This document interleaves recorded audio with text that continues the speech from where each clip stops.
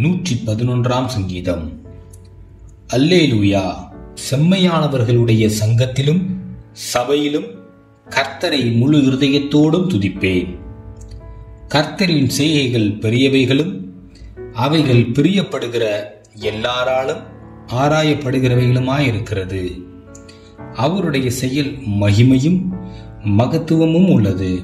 அவருடைய நீதி என்றென்றைக்கும் நிற்கும். அவர் தம்முடைய அதிசயமான செய்கைகளை நினைவு கூறும்படி செய்தார். கர்த்தர் இரக்கமும் மன உருக்கமும் உள்ளவர். தமக்கு பயந்தவர்களுக்கு ஆகாரம் கொடுத்தார். தமது உடன்படிக்கையை என்றென்றைக்கும் நினைப்பார். ஜாதிகளின் சுதந்திரத்தை தமது ஜனங்களுக்கு கொடுத்ததினால் தமது கிரியைகளின் பலத்தை அவர்களுக்கு தெரியப்படுத்தினார். அவருடைய கரத்தின் கிரியைகள் சத்தியமும் நியாயமுமானவைகள்.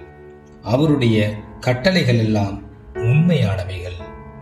அவைகள் என்றென்றைக்கும் உள்ள சதா காலங்களுக்கும் உறுதியானவைகள். அவைகள் உண்மையும் செம்மையுமாய் செய்யப்பட்டவைகள். அவர் தமது ஜனத்திற்கு மீட்பை அனுப்பி தமது உடன்படிக்கையை நித்திய உடன்படிக்கையாக கட்டளையிட்டார். அவருடைய நாமம் பரிசுத்தமும் பயங்கரமுமானது. கர்த்தருக்கு பயப்படுதலே ஞானத்தின் ஆரம்பம். அவருடைய கற்பனைகளின்படி செய்கிற யாவருக்கும் நற்புத்தி உண்டு.